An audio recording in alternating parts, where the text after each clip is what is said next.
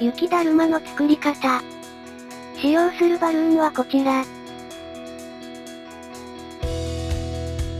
260白を膨らませます。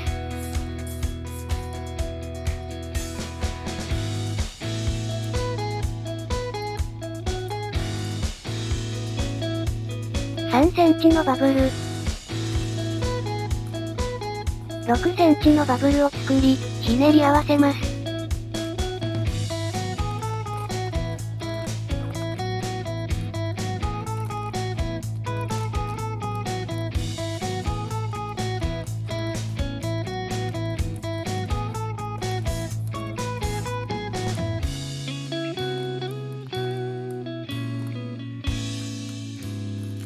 風船の空気を先の方に送って紐状にし、パーツを一周します。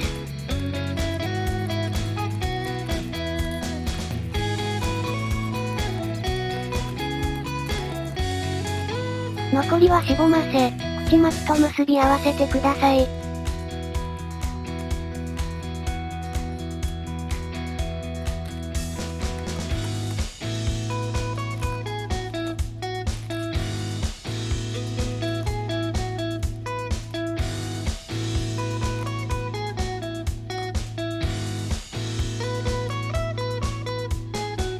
260ピンクに膨らまない程度に空気を入れます。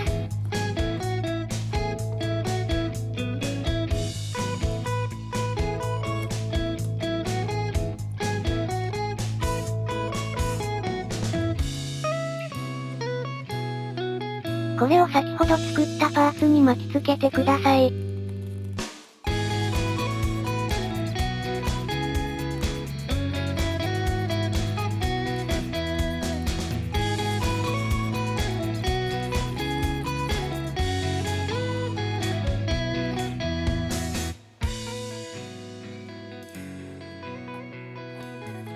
余分な部分は切り取ってください。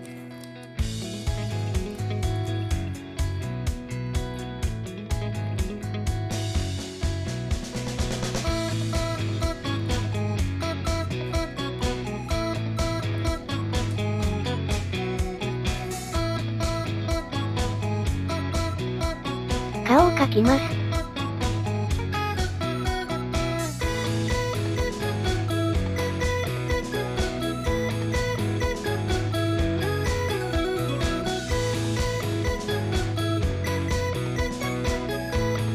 これで完成です。お疲れ様でした。